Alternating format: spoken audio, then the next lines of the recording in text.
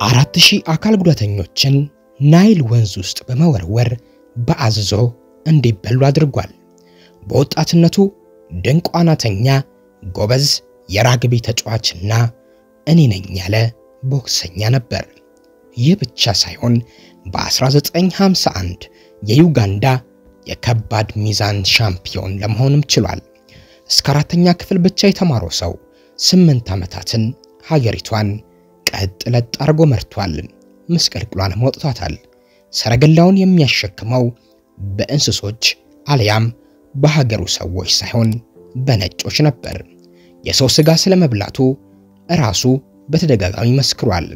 አንድን ሀገር እየመራ በድብቅ የአይምሮ ህመም መድኃኒትም ይወስድ ነበር። ሀገር በእብድ ተመርታለች። በዓለማችን ረጅሙ የማዕረግ ስምንም የያዘው ይሰው ነው። ሙሉ የማዕረግ ስሙም ክቡር የዕድሜ ልክ ፕሬዝዳንት ፊልድ ማርሻል አልሃጂ የጂኦግራፊ ፕሮፌሰር ዶክተር ኢዲ አሚን ዳዳ ቪሴ ዲኤስኦ ኤምሲ የምድር አራዊቶችና የባህር አሳዎች ሁሉ ጌታ፣ በአጠቃላይ የእንግሊዝና የስኮትላንድ ኢምፔሪያሊዝም በአፍሪካና በዩጋንዳ ድል አድራጊ። ይሄ ሙሉ መጠሪያው ነው። ይህ መጠሪያው በደብዳቤዎችና በመግለጫዎች ምንም መጓደል የለበትም። በራዲዮና በቴሌቪዥን ሲጠራም አንድም ቃል ሳይጎድል መሆን አለበት። እንግዲህ ይህ ሁሉ አጭር መጣጥፍ ወይም ድርሰት ሳይሆን የቀድሞ የኡጋንዳ አምባገነን መሪ መጠሪያ ነው። ኢዲ አሚን ዳዳ በእነዚህ ሁሉ የማዕረግ ስሞች ያለ ማጓደል እንዲጠራ በመመሪያ ሲያቀርብ ደንግጎ እንዲጠሩትም ያስደርግ ነበር። ይህንን ሁሉ ማድረግ በላዩ ላይ አስጭኖ ማዕረግን የኖረው ኢዲ አሚን ፊደል የቆጠረው እስከ 4ኛ ክፍል ብቻ ነበር።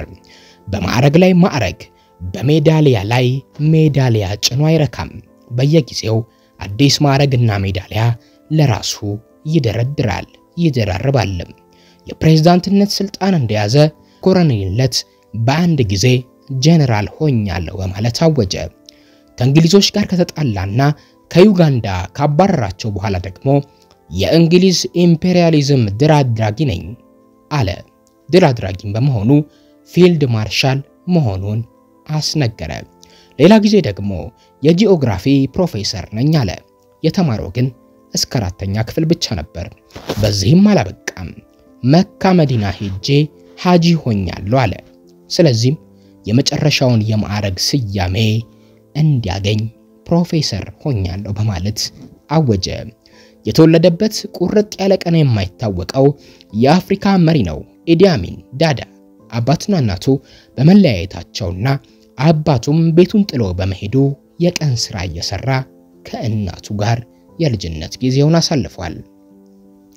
ቡቸር ኦፍ ኡጋንዳ ወይም ኪለር ኦፍ ካምፓላ ወይም ኪጃምቢያ ገጀራው የሚሉ የተለያዩ መጠሪያዎች የነበሩት ኢዲ አሚን ዳዳ ሚልተን ኦቦቴን በመፈንቅለ መንግስት ካስወገደ በኋላ ኡጋንዳን ለ8 ዓመታት በመራበት ወቅት ያልፈጸመው የግፍ አይነት የለም። በአፍሪካ እንዲህ አይነት መሪ የለም አልታየም እስከመባልም ደርሷል።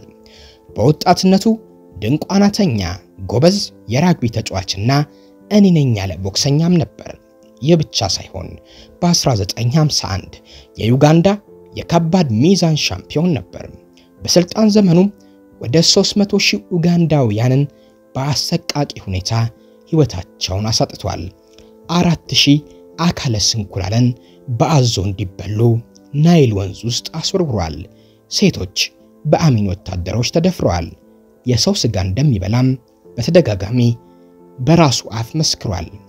ሄንሪ ኬምባ ስቴት ኦፍ ዘ ብለድ በሚለው መጽሐፉ እንደገለጸው በአሚን የስልጣን ጊዜ ሰዎች አይናቸው ተጎልጉሎ፣ ቆዳቸው ተተልትሎ፣ አፍንጫቸውና ጆሮአቸው ተቆርጦ፣ ሆድቃቸው ተዘርግፎ ይገደሉ ነበር። አንዳንዶች የአሚን ፍጹማዊ ጭካኔ ከፍጹም ስልጣን ወይም አብሶሉት ፓወር የመነጨ ነው ብለው ይገምታሉ። አንድ በዩጋንዳ ያገለገለ የነበረ የእስራኤል ዶክተር እንደመሰከረው አሚን በወቅቱ ከፍተኛ በሆነ የቂጥኝ በሽታ ይሰቃይ ነበር። ይህም በአንጎሉ ላይ ጉዳት አድርሶበታል። የአእምሮ ማስተካከያ መድኃኒትም በድብቅ ይውጥ እንደነበር ገልጿል። ወደር የሌለው ግፍና ጭካኔው ለስልጣኑ ማብቂያ ምክንያት እየሆነ የመጣው ኢዲ ስልጣኑን ለማራዘም የህዝቡን ትኩረት ለማስቀየር ከታንዛኒያ ጋር ጦርነት መግጠም አስፈላጊ ሆኖ አገኘው። ለውጊያው የሚሆን የጦር መሳሪያ እንድትሰጠው እስራኤልን ቢጠይቅም ጥያቄው በእስራኤል መንግስት ተቀባይነት ሳያገኝ ቀረ። ለዚህም ይመስላል ቂመኛው ኢዲ አሚን እንደ አውሮፓውያን አቆጣጠር በ1968 248 መንገደኞችን ጭኖ ከቴል አቪቭ ወደ ፓሪስ ይበር የነበረውን የኤር ፍራንስ አውሮፕላን በፍልስጤም ነፃ አውጪዎች ሲጠለፍና የዩጋንዳ ሁለተኛ ከተማ በሆነችው ኢንቴምቤ አውሮፕላን ጣቢያ እንዲያርፍ ሲገደድ ለጠላፊዎቹ ከፍተኛ ድጋፍ አድርጎ የነበረው አቅሙን የማያውቀው ኢዲ ይህንን ቢያደርግም የእስራኤል ኮማንዶች 90 ደቂቃ ብቻ በፈጀ ግዳጅ ጠላፊዎቹንና ወደ 50 የሚጠጉ የዩጋንዳ ወታደሮችን ገድለው ታጋቾቹን ነፃ አወጡ። እሱም አንገቱን ደፍቶ በስጋት ተዋጠ። ይህንን ታሪክ ማሞ ወድነህ 90 ደቂቃ በኢንቴምቤ ብሎ በተረጎመው መጽሐፉም አስነብቧል። ከጠለፋው በኋላ እንግሊዝ ከዩጋንዳ ጋር ያላትን ማንኛውንም አይነት የዲፕሎማሲ ግንኙነት ስታቋርጥ አሚን የብሪቲሽ ኢምፓየር አሸናፊ ሰው እኔ ነኝ የሚል ማዕረግ ለራሱ ሰጠ። ኢዲ ራሱን አጃጃለ እንጂ ከታንዛኒያ ጋር ራሱ የከፈተውን ጦርነት ማሸነፍ እንኳን አልቻለም። ከስድስቱ ሚስቶቹ አራቱን ይዞ ከ30 የሚበልጡ ልጆቹን ሰብስቦ ይዞ በመጀመሪያ ሊቢያ ከዚያም ሳውዲ አረቢያ ገብቶ እስከ 1995 በሰላም ኖሮ በ78 ዓመቱ ከዚህ ዓለም በሞት ተለየ። በዘመናዊው የዓለም ታሪክ ውስጥ እጅግ በጣም ጨካኝ ከሆኑ መሪዎች ውስጥ አንዱና ግንባር ቀደሙ ነው ኢዲ። ሰረገላዎችን በእንስሳት ሳይሆን በሰዎች አዘጋጅቶ ሰዎች 120 ኪሎ የሚመዝነውን ክብደቱን ተሸክመውት በሀገሪቷ በዓላት ላይ ይዘዋወር ነበር። የሚገርመው እሱን ተሸካሚ የሚያደርጋቸው ጥቁር ሰዎችን ሳይሆን ነጮችን ነበር። በርካቶችም ኢዲ አሚን ዳዳን የማዕከላዊ አፍሪካ ወይም ሴንትራል አፍሪካ መሪ ከነበሩት ቦካሳ ጋር የተለያዩ ባህሪዎቻቸውንና ስራዎቻቸውን ተገን በማድረግ ያመሳስሏቸዋል። ከነዚህም ውስጥ ሃይማኖታቸውን መቀየራቸው፣ የሰው ስጋ ጭምር መብላታቸው፣ ከሊቢያው መሪ መሐመድ ጋዳፊ ጋር ሁለቱም ብርቱ ወዳጅ መሆናቸውና ጨካኔዎቻቸው ተጠቃሽ ናቸው። የማዕከላዊ አፍሪካ መሪ የነበሩት ቦካሳ ቀላል ሰው አልነበሩም። ሰውየው 2 ጊዜ ሰልመው እንደገና 2 ጊዜ ወደ ክርስትና ተመልሰዋል። በ1976 እንደ አውሮፓውያን አቆጣጠር የሊቢያው መሪ ጋዳፊ $2 ሚሊዮን ማባቢያ ስጦታ ሰጧቸውና አሰለሟቸው። ቦካሳም ገንዘባቸውን ተቀብለው የጋዳፊ አውሮፕላን ከሀገራቸው ከባንጎ ለመመለስ ሲነሳ እንደገና መጠቅመቃቸውንና ክርስቲያን መሆናቸውን አስታወቁ። የአፍሪካ መሪዎች እንዲህ ናቸው። ህዝብ አጨብጭቦላቸው እጁን እስኪያወርድ እንኳን መልካም ሆኖ መቆየት አይችሉም። ህዝቡ እጁን ለማጨብጨብ ደረቱ ላይ ከፍ ብሎ እንዳለ ቂጡን ይገርፉታል። እንደ አውሮፓውያን አቆጣጠር በ1946 የብሪቲሽ የቅኝ ግዛት ጦርን በመርዳት ምግብ አብሳይነት በማገልገል ጦሩን ተቀላቀለ።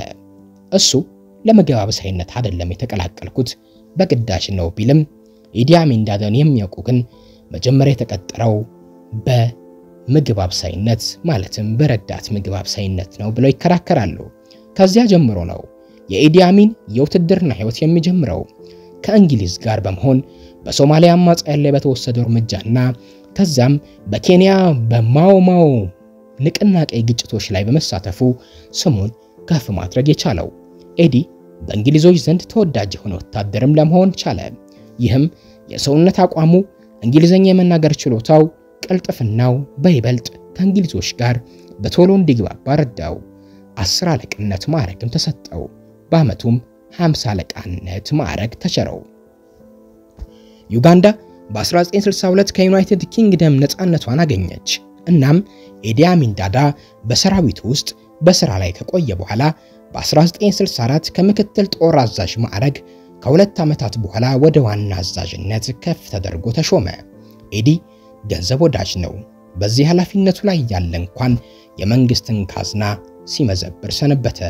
የወቅቱ የዩጋንዳው ፕሬዝዳንት ሚልተን ኦቦቴ የሰራዊቱን ገንዘብ አላግባብ መጠቀሙን ስለደረሱበት ከስልጣኑም ሽረው የምድር ጦር አዛዥ ብቻ አደረጉት።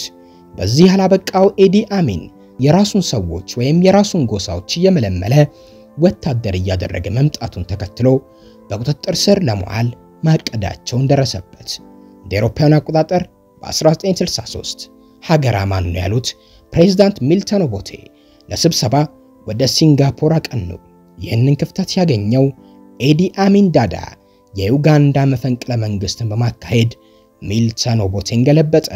የአውሮፕላንና የቴሌቪዥን ጣቢያውን በመቆጣጠርም መግለጫ ወጣ። እኔ ወታደር ነኝ እንጂ ፖለቲከኛ አይደለሁም። እናም ሁኔታዎች ሲመቻቹ ለሚመረጠው ሰው ስልጣኔን ለቃለሁ አለ።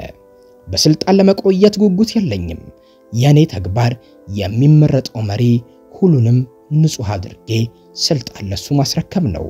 እኔ ስልጣን ለያዘው መሪ ታዛዥ በመሆን በማሳየት የመጀመሪያው የአፍሪካ መሪ በመሆን ስታዩኝ ትደነቃላችሁ አለ። ኡጋንዳውያን እውነት መስሏቸው በየአደባባዩ ጨፈሩ። እንግሊዝም የቀድሞ አጋሯን ኤዲ አሚን ዳዳን በመደገፍ እኔም ካንተ ጎን ነኝ በርታ አለችው። የማታለያ ጊዜው ግን ብዙ አልቆየም። ከአንድ ሳምንት በኋላ ለዩጋንዳውያን መርዶውን አበሰራቸው። ከዚህ በኋላ ሌላ መሪ አይመጣም፣ እኔ ከዚህ በኋላ የዩጋንዳ ፕሬዝዳንት ነኝ በማለት እቅጩን ነገራቸው። አሚን በስልጣን ላይ በቆየባቸው ዓመታት በምዕራባውያን ይደገፍ ነበር፣ በእስራኤልም ጭምር። እንዲሁም ከፍተኛ ድጋፍ ወደሚሰጠው የሊቢያው መሪ ሙሐመድ ጋዳፊ ደጅ በተደጋጋሚ ተመላልሷል። የዛየር ሙቡቱ ሴሴኮ የሶቪየት ህብረትና የምስራቅ ጀርመንም ብርቱ ወዳጅ ነበር። የመናገር ነፃነት አለ፣ ግን ከተናገር በኋላ ነፃነት ስለመኖሩ ዋስትና ልሰጥ አልችልም በማለት አስገራሚ ንግግር አድርጓል። ስልጣን ከያዘ ከጥቂት ወራት በኋላ አንድ ቀን በድንገት ተነስቶ ሳይጠራ ለንደን ደረሰ።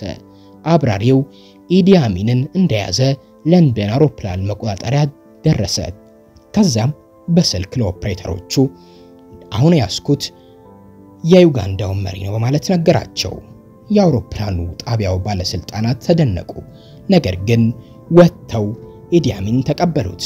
በእንግሊዝ ቤተ መንግስት ቁጭ ብሎም ምን ነው ሳትነግረን ምን ነው ደጅ መጣ አሉት።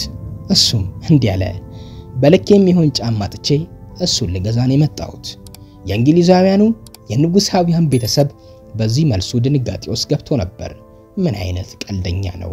በንጉሳውያን ባህል ያልተለመደ ሰፋጣና ያልተለመደ ቀልድ ነበር። ኢዲ አሚን ዳዳ እንዲህ አይነት መሪ ነው፣ ምንም የማይደንቀው፣ ከራሱ ውጪ ስለምንም የማያስብ። በተለይም 4000 አካል ጉዳተኞችን ናይል ወንዝ ውስጥ የጨመረ ባዞ እንዲበሉ ያስደረገ። በወጣትነቱ ግን ድንቅ ዋናተኛ፣ ጎበዝ የራግቢ ተጫዋችና ቦክሰኛ የነበረ።